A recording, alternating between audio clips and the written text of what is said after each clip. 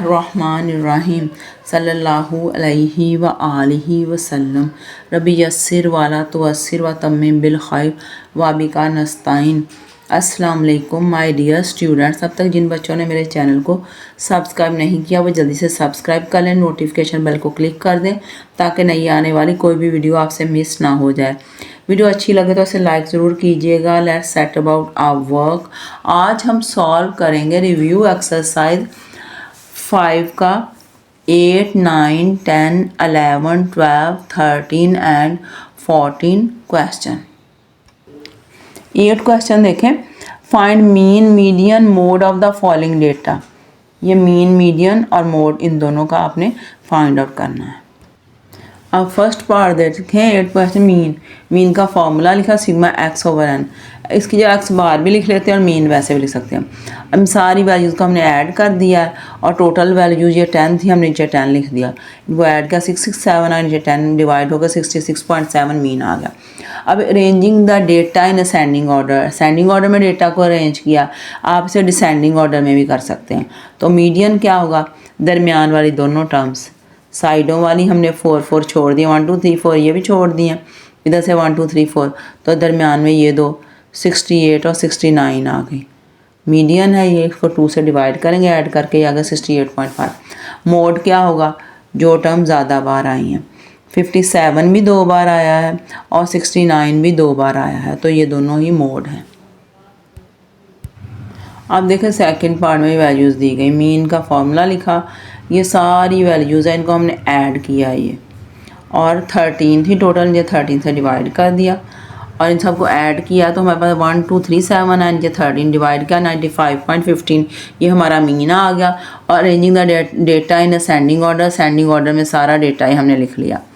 तो हमारा मीडियन ये सेंटर वाली टर्म जो है 98.6, तो कौन सी टर्म होगी ये वाली 7th टर्म, यानी इधर से भी 6 छोड़ देंगे, आखिर से भी 6, दरमियान वाली 7th टर्म 98.6, ये हमारा मीडियन आ गया है। 100.25 2 बार आया, यानी ज़्यादा बार आया, तो ये हमारा मोड आ गया 100.25। 9th क्वेश्चन देखें। The mean of 8, 9, 10, 14 and x is 10, find the value of the observation x। तो मीन जो है इनका ये 4 नंबर, ये आपको दिए गए 4 नंबर साथ x दिया गया है, 10 है, तो आपने x की वैल्यू फाइंड आउट करनी है। अब देखें मीन है उसका क्या है, आपको दिया गया है क्वेश्चन में 10, वो हमने 10 लिख दिया और नंबर ऑफ टर्म्स भी दी गई हैं 1 2 3 4, ये 5 है, एक x है और 4 है, वो हमने लिया 5 और मीन का फार्मूला लिखा। अब ये जो मीन हमें दिया 10, उसकी जगह मीन की जगह हमने मीन लिख दिया 10। मीन भी लिख सकते हो, एक्स बार भी से 10 आ गया। और ये जो टर्म्स हमें दी गई थी चारों हमने लिखे, साथ 5वीं टर्म एक्स की वो भी लिख दी। टोटल नंबर ऑफ टर्म 5 नीचे लिख दी। अब ये 5 इधर किया तो इससे मल्टीप्लाई होगा, 10 × 5 हो गया और ये सारे ऐड होकर 7 + x आ गया। इन दोनों को मल्टीप्लाई का 50 आ गया, 14 1 + x है, x इधर ही रहेगा, 41 उधर जाए माइनस हो जाएगा, 9 आ जाएगा, x = 9, यानी x = 9, ये हमारा आंसर आ गया। अब 10 क्वेश्चन देखें। The mean of 15 observation was calculated 200। 15 आपके पास वैल्यूज़ हैं, उनका मीन है 200। It was found on rechecking that the value 125 was wrongly copied as 152, find the correct mean. उसने कहा बाद में पता चला उसमें एक वैल्यू थी 125, वो गलती से हमने 152 लिख दिया था, तो करेक्ट मीन फाइंड आउट करना है। यानी गलती से हमने 152 लिख दिया 125 की जगह, तो हम क्या करें 152 को निकाल देंगे, उसकी जगह 125 लिख देंगे।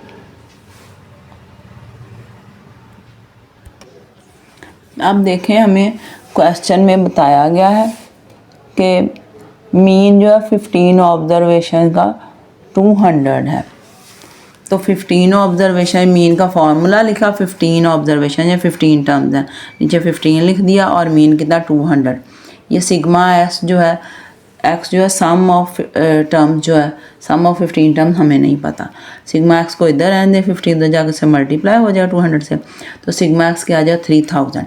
तो हम क्या लिखें, मीन जो है वो 200 है और सम ऑफ 15 टर्म्स क्या होगा 3000, 15 इंटू 200 3000 आ गया। फिर जो सिग्मा एक्स जो हमने करेक्ट करना है उसमें उन्होंने बताया था कि गलती से हमने 125 की जगह 152 लिख दिया है। तो इसमें से जो हमारे पास 3000 है सम ऑफ टर्म्स ये सिग्मा एक्स, इसमें से हम ये जो है 152 जो हमने गलती से लिख लिया था उसको माइनस कर देंगे और जो असल वाली वैल्यू है उसकी वो हम ऐड कर देंगे 125। तो ये देख लें इसमें इसको माइनस करके इसको ऐड करेंगे 2973 आ गया, यानी हमारा सिग्मा एक्स 2973। सिग्मा एक्स क्या है, सम ऑफ टर्म्स। अब मीन की असल वाला मीन हम निकालेंगे जो करेक्ट मीन है, दोबारा फार्मूला लिखेंगे, सिग्मा एक्स की जगह हम ये लिखेंगे और ये नंबर टर्म वही उसको डिवाइड करेंगे तो हमारा करेक्ट मीन आ जाएगा 198.2, ये आंसर आ जाएगा। 11 क्वेश्चन देखें, find the mean of the following data. यह वो डेटा लेंथ दी गई है मिलीमीटर में, फ्रीक्वेंसी दी गई है, इसका लेंथ दी गई है और फ्रीक्वेंसी दी गई है, दोनों में आपने मीन फाइंड आउट करना है। ये फर्स्ट पार्ट है, इसमें इंटरवल्स दिए गए थे, लेंथ आपको जो दी गई थी 30 से 50 से 70 ये सारे इंटरवल्स थे, ये हमने लिख लिए और फ्रीक्वेंसी भी दी गई वो भी हमने लिख ली। उसके बाद हमने एक्स फाइंड आउट करना है। तो एक्स कैसे फाइंड आउट करते हैं, इन दोनों को ऐड करके 2 से डिवाइड कर देते हैं, ये आ जाता है एक्स। इन दोनों को ऐड करके 2 से डिवाइड किया, ये आ गया। इन दोनों को ऐड करके 2 से डिवाइड किया, ये आ गया, यानी ये मिड पॉइंट हमने फाइंड आउट कर लिया। उसके बाद इस एफ़ और एफ़ को एक्स के साथ मल्टीप्लाई करेंगे, एफ एक्स लिख दिया, इसको इससे मल्टीप्लाई किया, ये आ गया, इसको इससे ये आ गया, इसको इससे मल्टीप्लाई किया, ये आ गया, इसको इससे मल्टीप्लाई ये आ गया, इसको इससे मल्टीप्लाई किया, ये आ गया। अब इन सारों का सम आ गया सिग्मा एफ 101 और इन सब का सम आ गया सिग्मा एफ एक्स 8084। अब फार्मूला लगा दिया हमने मीन का, sigma F x over sigma F, ये ऊपर लिखा इसकी वैल्यू और इसकी वैल्यू जो थी ये थी, ये नीचे लिखने को डिवाइड कर, ये आ गया। दूसरे क्वेश्चन में ऐसे ही इंटरवल्स दिए गए हमें और उसके बाद हमें फ्रीक्वेंसी भी दी गई। एक्स हमने फाइंड आउट करा, इन दोनों को ऐड करके 2 से डिवाइड किया, इनको ऐड करके 2 से डिवाइड किया, ये आ गया, इनको ऐड करके 2 से डिवाइड किया, फिर इसको इससे मल्टीप्लाई किया यानी एफ एक्स, इसको इससे मल्टीप्लाई किया, ये आ गया, इसको इससे मल्टीप्लाई किया, ये इसको इससे, ऐसे इन सारों को कर लिया। अब इन सारों को ऐड किया, सिग्मा एफ आ गया, इन सारों को ऐड किया, सिग्मा एफ एक्स आ गया हमारे पास। फिर हमने फार्मूला लिखा है ये, अब ये देख सिग्मा एफ एक्स हमने ऊपर लिख दिया, ये इसकी वैल्यू है, सिग्मा एफ की वैल्यू ये नीचे लिख दी, डिवाइड किया 20.21 आ गया हमारा आंसर। 12 क्वेश्चन देखें, कंप्लीट द फॉलोइंग, ये टेबल हमने कंप्लीट करना। एन ए दिया गया, एन एस दिया गया, ये दोनों फाइंड आउट करेंगे। इसमें ये दिया है, इसमें बाकी वैल्यूज फाइंड आउट करेंगे, ये भी और ये भी। इसमें हमें ये दिया गया, इसकी ये बाकी वैल्यूज, इसमें ये 2 दिए गए हैं, बाकी वैल्यूज हम फाइंड आउट करें। 12 का फर्स्ट पार्ट एन ए हमें 11 दिया गया, एन एस 17, तो प्रोबेबिलिटी का formula N A over N S 11 + 17 हमने नीचे लिखा, तो ये हमारा आंसर आ गया। फिर इस पी ए डैश के लिए क्या करेंगे, 1 में से पी ए को माइनस कर देते हैं, 1 में से हमने इसको 11/17 ये पी ए से माइनस किया, ये आ गया, एलसीएम दिया, फिर हमारा आंसर आएगा 6/17। फिर उसके बाद सेकंड है, सेकंड में हमें पी ए दिया गया 1/21, तो हमने पी ए किसके इक्वल होता है, N A over N S के, तो 1/20 ये पी ए की जगह N A over N S लिख दिया, 1/21 वैसे ही आ गया। तो एन ए ऊपर वाले को कहते हैं, एन ए हमारा 1 है और एन एस 21 है, तो एन ए 1 और एन एस 21 हमने लिख दिया। फिर P A dash find out करना, पी ए डैश किसके इक्वल होता, 1 - पी ए के, 1 - पी ए डैश इसके 1 - 2/3 के आ गया इक्वल, क्योंकि पी ए डैश 2/3 के इक्वल था। फिर इन दोनों का एलसीएम लिया, सॉल्व किया, 1/3 आ गया। फिर पी ए जो है वो 1/3 के इक्वल है, ये देख लें पी ए की वैल्यू 1/3 आ गई। तो पी ए किसके इक्वल है, N A over N S के, तो इसका मतलब एन ए जो है वो 1 है, एन एस जो है वो 3 है, एन ए 1 लिख दिया और एन एस हमने 3 लिख दिया। पी एन ए दिया गया 21, एन एस 36 दिया गया, तो पी ए क्या, N A over N S हमने लिखा, ये आ गया। इसको हमने 3 के टेबल से कैंसिल आउट किया, 3 7 और 3 12 36, 7 और 12 आ गया। फिर पी ए डैश जो होता है 1 - पी ए, तो 1 minus P A dash 1 minus P A ये था, ये लिख दिया। अब इन दोनों का एलसीएम लिया, सॉल्व किया, 5/12 आ गया। ये 5/12 क्या है हमारे पास, ये है पी ए डैश। 13 क्वेश्चन देखें। Tahir throws pair of fair dice. Tahir ने एक पेयर फेंका डाइस का, find the probability of getting. Probability आपने फाइंड आउट करनी है। ये देखें, ये 2 डाइस फेंके हैं उसने, तो प्रोबेबिलिटी किस चीज़ की है, even number on both the dice, कि दोनों के ऊपर इवन नंबर आ जाए। तो इवन नंबर देख लें कितने हैं। एक तो ये इवन नंबर आ सकता है इसके ऊपर ये इवन नंबर आ सकता है, और एक ये इवन नंबर आ सकता है। इसके ऊपर भी ऐसे ही है। कौन कौन से इवन नंबर आ सकते हैं, कि ये इवन नंबर आ सकता है 6, और 2 आ सकता है, और 4 आ सकता है। 6 to 4, इस पर भी 6 to 4 इवन नंबर आ सकता है, इस पर 6 to 4 इवन नंबर आ सकता है। पहले हमने दोनों की सैम्पल स्पेस लिख ली, 1 1 दोनों पे आ सकता है। ये देख लें, इस पे 1 और इस पे भी 1 आ जाएगा, ये हमने लिख लिया। ये फिर 1 2, इस पे 1 है और दूसरे वाले पे 2 है, ये आ सकता है, ये हमने लिख लिया। फिर 1 3, इस पे 1 है और दूसरे पे 3 है, ये लिखा। ये फिर उस पे 1 है, इस पे 4 आ गया, 4, ये हमने लिखा। फिर उस पे 1 है, इस पे 5 आ गया, ये लिख दिया। फिर इस पे 1 है, उस पे 6 आ गया, ये लिख दिया। फिर तो सारे नंबर आ गए। फिर इसी तरह ये 2, इस पे 2 आ जाएगा, इस पे सारे नंबर 1 से लेकर 6 तक आ गए। फिर इस पे 3 आ गया, इस पे 1 से लेकर 6 तक नंबर आ गए। फिर इस पे 4 आ गया ये, और इस पे 1 से लेकर 6 तक नंबर आ गया। फिर इस पे 5 आ गया, और इस वाले डाइस पे 6 तक नंबर आ गए। फिर इस पे 6 आ गया, दूसरे वाले डाइस पे 1 से लेकर 6 तक नंबर्स आ गए। ये हमारी सैम्पल स्पेस आ गई। और फर्स्ट क्वेश्चन क्या था, हमने देखना इवन नंबर दोनों पे आए, उसकी प्रोबेबिलिटी हमने फाइंड आउट करनी है। Let E be the event of even number on both the dice. E हमने इवेंट ले लिया दोनों पे इवन नंबर्स का, तो ये देख ले दोनों पे इवन नंबर जब आएगा 2 2 होगा, फिर 2 4 2 6 4 2 4 2, ये हमारे आ सकते हैं outcomes. P is equal N over N S. तो फेवरेबल आउटकम्स कितने हैं, 9 1 2 3 4 5 6 7 8 9। टोटल नंबर ऑफ आउटकम्स इसमें कितने हैं हमारे 36 में नीचे लिखा। 9 1 ज़ा 9 9 4 ज़ा 36, 1/4 आ गया। अब सेकंड पार्ट है product of dots between 10 to 30। तो ये जो डॉट्स हैं दोनों डाइस पे, इनका प्रोडक्ट यानी इनको मल्टीप्लाई करें तो हमारा जो आंसर है वो आ जाए 10 से लेकर 30 तक। तो 10 से लेकर 30 तक, तो देखते हैं। Let E be the event of product of dots between 10 to 30। 2 को 6 से मल्टीप्लाई करें, 6 2 ज़ा 12, ये 30 से कम ही है। 4 3 ज़ा 12, ये भी 30 से कम है। 5 3 ज़ा 15, 30 से कम है। 6 3 ज़ा 18, यानी 10 से 30 के दरमियान हमारा आंसर आए, उसके लिए हमारे पास कौन कौन सी आउटकम्स हैं, ये सारी हमने लिख लिया। 5 3 5 4 ये सारी लिख ली। अब पी जो है एन ओवर एन एस, तो फेवरेबल आउटकम्स कितनी है, 1 2 3 4 5 6 7 8 9 10 11 12 13 14 है। टोटल आउटकम्स 36 हैं।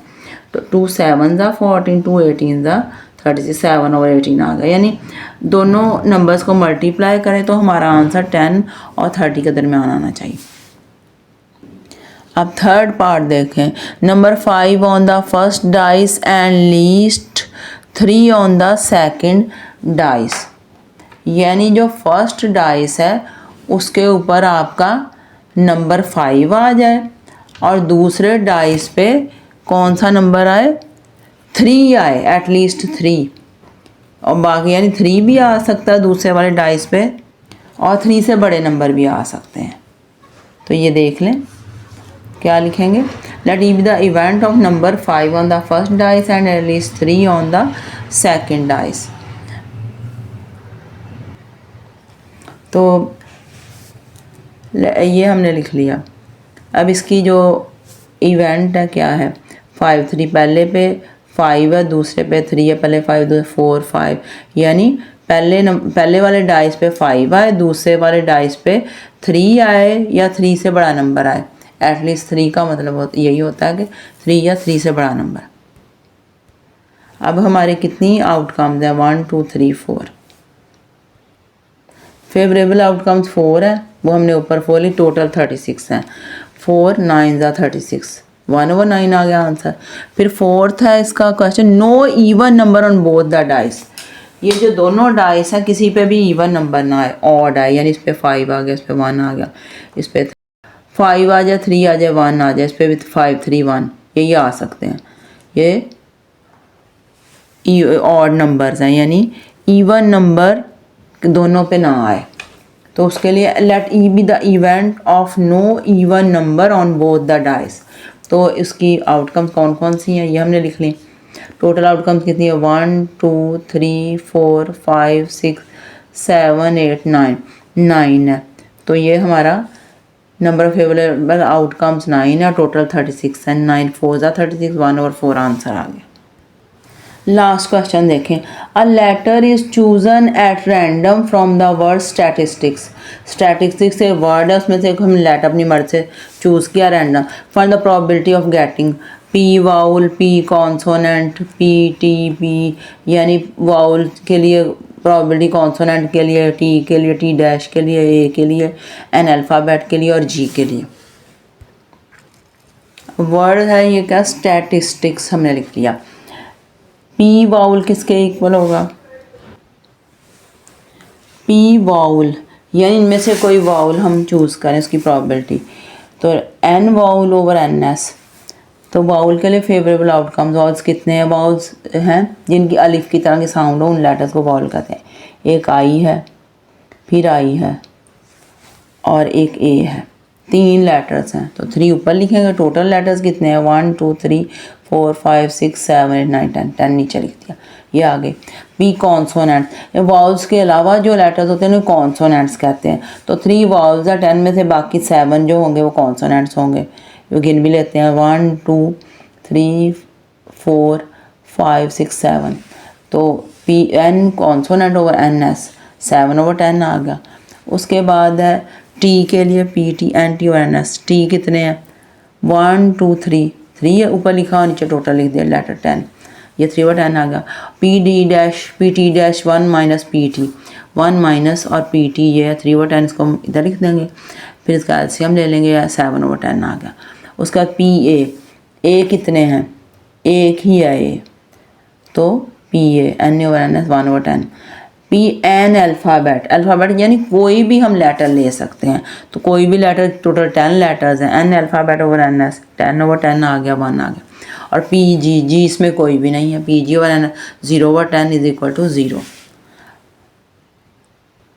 अब हमारी रिव्यू एक्सरसाइज 5 कंप्लीट हो गई है। At the end I would like to say my dear students, please like my video, subscribe my channel and click the notification bell so you don't miss out on new videos. That's all. Allah Hafiz.